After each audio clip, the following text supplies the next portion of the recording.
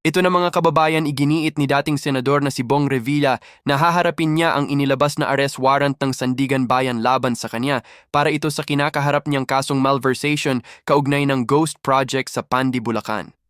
Ayon sa dating senador, nakakalungkot daw ito at tila parang walang due process, dagdag pa ng dating senador. Alam ko pong hindi ako pababayaan ng Diyos dahil wala po akong kasalanan dito. Ito mga kababayan panoorin. Magandang gabi po mga kababayan. Nakatanggap po kami ng impormasyon na lumabas na yung aking warrant of arrest. Nakakalungkot po, parang wala yatang due process. Pero ganun pa man, haharapin ko to ng walang takot. At alam kong hindi ako pababayaan ng Diyos dahil wala po akong kasalanan dito. Hilingin ko lang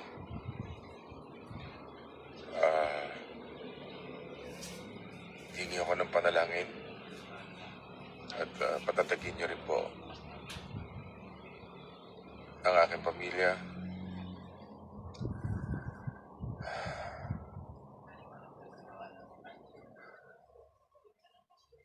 May paliwanag ko ano yung nararamdaman ko sa totoo lang.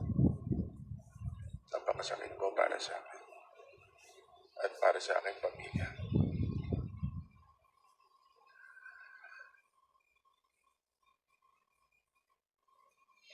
Yun lamang po. Maraming salamat.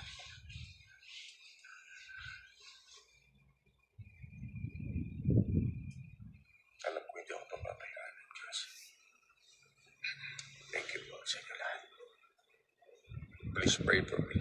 Sa latest update naman kay Bong Revilla ay nasa kampo kreme na ito matapos ang inilabas ng warrant of arrest. So ano ang inyong opinion dito sa dating senador mga kababayan? Dapat ba talaga siyang makulong? Kaya lang paano naman yung sinasabi nila na pinaka-mastermind sa flood control ghosts projects na di umano, hindi man lang nasasampahan ng kaso? Samantala matapos nga po sumabog ang balita patungkol sa impeachment na inihain kay Pangulong Bongbong Marcos Jr., ay may matinding banat naman po dito si Jay Sonza at ayon kay Sonza mga kababayan ang nagpapa-impeach daw sa presidente ay abogado umano ito ni First Lady Lisa Aranita Marcos. Banat pa ni Sonza, edi kayo na ang wise and bright ha, sabay tinawag pa sila ni Sonza na mga julol. Sa iba pang mga balita mga kababayan, hindi rin nakaligtas kay Sonza ang pagkautal-utal ni Pangulong Bongbong habang nagsasalita ito sa United Arab Emirates birada ni Sonza mga kababayan. Magpapahinga na sana ako ng maaga dahil masama ang pakiramdam ko, dumagdag pa itong lintek na bonget. Nalipasan na naman siguro ng batak ang mamang presidente. Puro na mga stand-in o hakot yung mga audience, sablay pa. Ang pagtaas ninyo ng